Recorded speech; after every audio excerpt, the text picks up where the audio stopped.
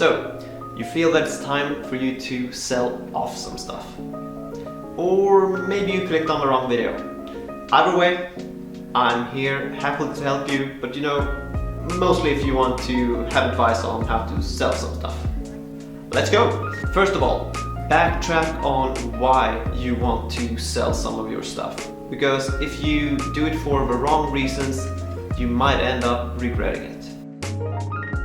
Here is how I go about it. When I put something for sale, I don't necessarily do it because I know that it's something of value that I'm selling. Much rather that I want to regain the space and the potential time it would take up to keep that item, or maybe I never even used it in the first place. Most of the things that I sell are books, graphic novels, and movies. And some things are in consideration. There are different mindsets on the things that I think about putting up for sale. There are the ones that are no doubt the maybes, and the ones that I can always buy a new one if I would ever need it. Sometimes I even let the stuff go through different tiers before I even put them up for sale or auction. Like for example, I could store the stuff that I might want to sell away from my living space and get used to it not being around. So if I would feel that I actually need the item in arm's reach, then I can just take it back and won't risk selling it off. I also reread, rewatch and reuse the stuff that I'm uncertain of if I'll enjoy or need it in the future. But when I'm actually ready to let go of something, I turn to the following pages: Tradera, which is a Swedish version of eBay, and Blocket, that is sort of a Swedish version of Craigslist, I think. Then there is Facebook selling groups and friends and family. Those last two are my really desperate ways to go about it to get rid of some stuff. And then there's also, of course, donations, which I use for my clothes mostly. So when you've chosen your platform to put up all your sale posts, you start to get the ball rolling. Make sure to take clear pictures of the items that you are selling. Make sure to have detailed photos if there would be anything that would be slightly damaged on it, so that the buyer knows what they are getting for their money. And you also by that take away the risk of getting bad reviews that might affect your sales in the future.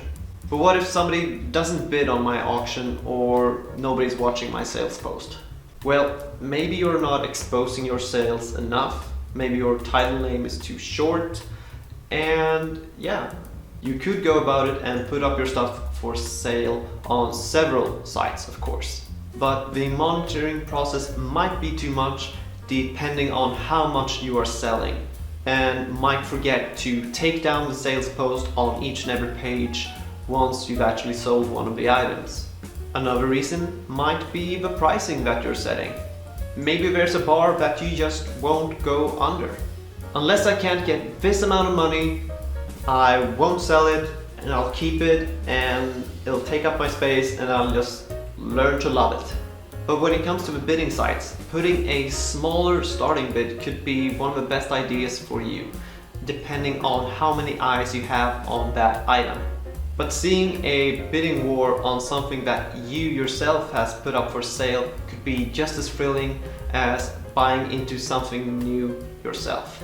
And if you have the same perspective as I have, and you're only trying to sell your stuff to regain some space and time, then the money is just a happy side effect of what your true goal actually is. So even when I only sold off that Blu-ray or graphic novel for $1 worth, I was still happy because I still gained what I wanted.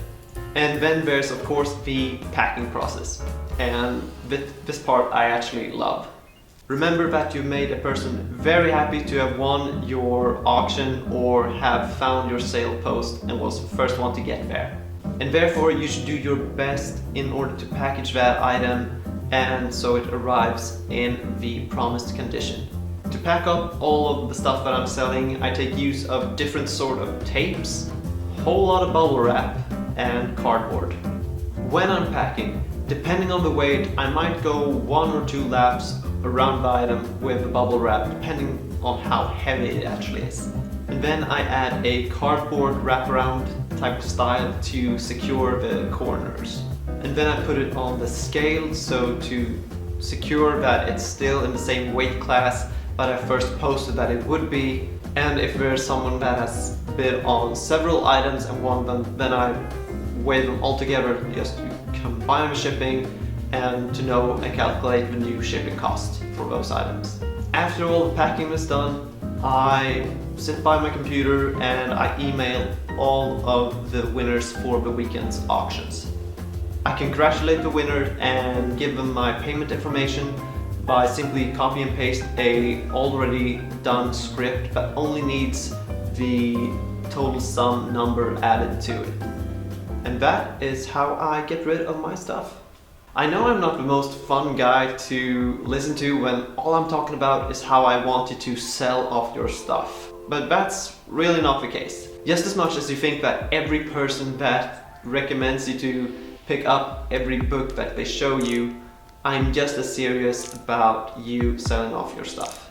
I'm just here to stand as an example of what you could do. And the mindset that I have over possessions of things and how I might get more things by having less things. Less stress and less clutter and more time and a clean apartment. But all of our lives look different and play out different, but that is what makes them worth observing, how other people are handling different situations. Because how else would we learn if everybody did everything the same way? My name is Joachim, this is Joachim Comic Center.